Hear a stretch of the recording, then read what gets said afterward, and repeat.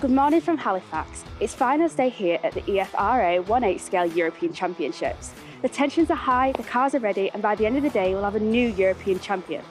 But before we get into the action, let's take a look at the drama, the build-up and the stories that got us to this moment.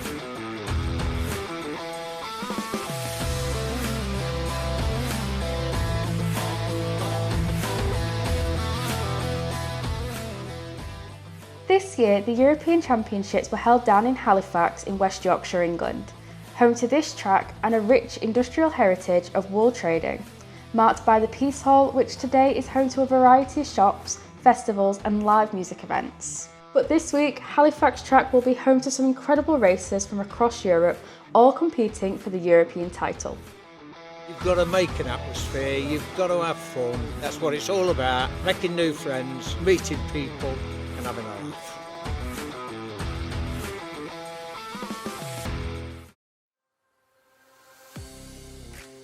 It all kicks off early in the week.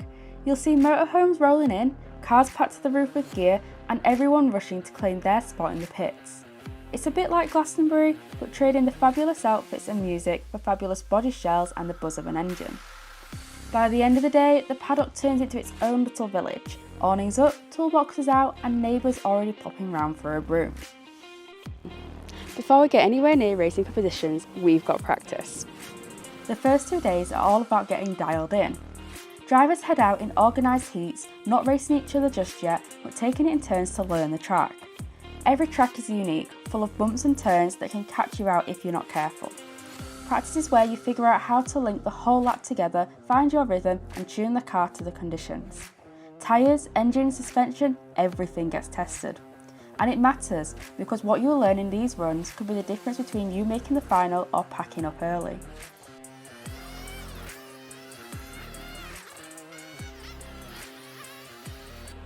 Now that the field is jam-packed and everybody's ready to begin, what is better than an opening ceremony?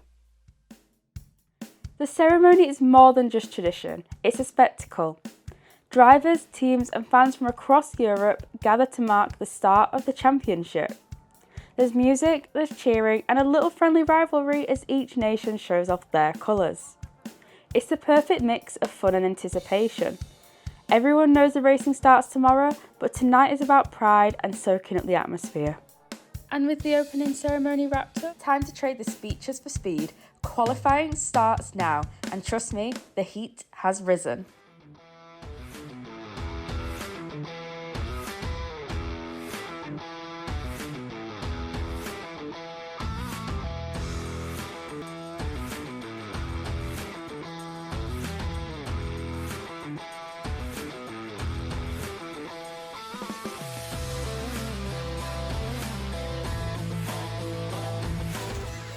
Qualifying day is one of my favourites. It's not about winning, it's about proving you've got the pace when it really matters. The drivers are chasing consistency, clean laps and that perfect run to lock themselves into a strong spot for the finals. But make no mistake, this isn't just practice with a stopwatch, this is where nerves creep in and issues need to be ironed out and reputations can be made or broken.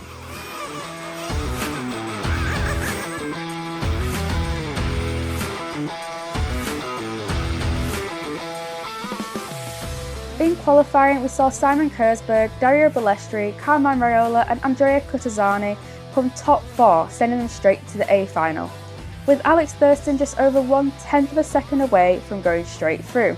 So he will be racing in the semis, where top 3 will join the others in the A final. And over on electric, we saw Nigel Philpott take 17th overall after 5 races, taking him to the B final. In addition, we saw Mark Green, Craig Hook and Glyn Beale making top 3, taking them to the A final, followed closely by Craig Nutting and Justin Heath. And that is it. The dust has settled, the lap times are locked, and you've seen the highlights to see exactly who is on form and who will be rethinking their timings.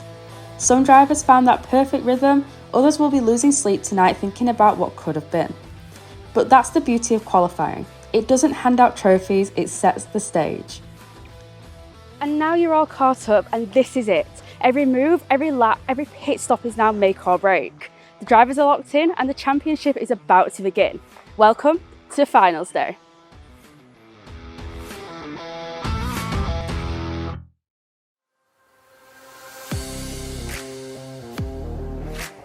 Finals aren't just about who's the quickest, it's about who can adapt, who can stay consistent and who can keep their head under the pressure.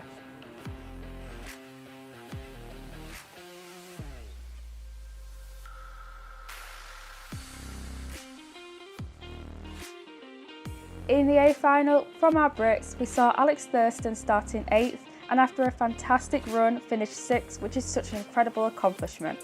Similarly, we saw Tim Wood starting 6th and climbing his way up to 4th place, where he was holding strong, but an unfortunate collision with a car meant that Tim had to come in for some repairs. After this, he achieved an amazing 9th position to be one of the top 2 Brits featured in the top 10 of the European Championship main A final, alongside Alex. Alongside this, another masterclass from Dario Balestri, qualifying to come pole and then to continue an unbelievable run in the finals, taking the overall win, closely followed by Simon Kurzberg and Carmine Raiola. And over in electric, we see Mark Green proving beyond a doubt what an incredible talent he is throughout this whole week. Coming first in the A final electric, followed by Craig Hook and Glyn Beale with a great race. And in the B final, we see Nigel Philpott taking 6th place overall, with Michael Oglive, Tom Jefferson and Nicky Taylor being top 3. And now it's time to celebrate the drivers who rose above it all, the hours of preparation, the pressure, the comebacks.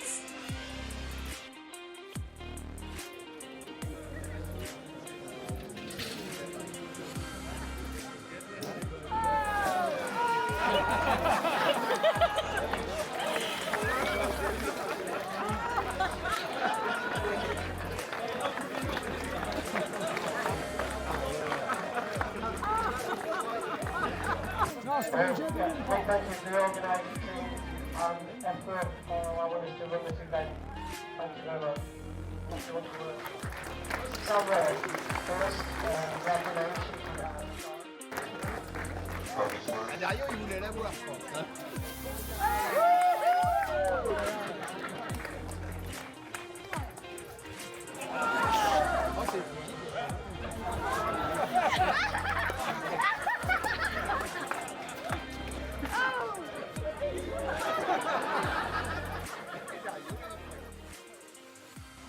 Congratulations to our drivers and everyone who made this a week to remember, and thank you for watching my documentary.